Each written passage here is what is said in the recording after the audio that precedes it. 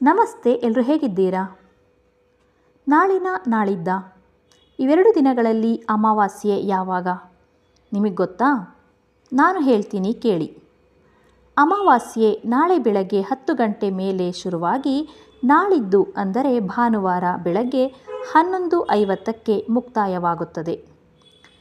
ಇದನ್ನು ಕಾರ್ತಿಕ ಅಮಾವಾಸ್ಯೆ ಎಂದು ಕರೆಯುತ್ತಾರೆ. ಈ ಕಾರ್ತಿಕ ಅಮಾವಾಸ್ಯೆಯು 2 ದಿನವಿರುತ್ತದೆ.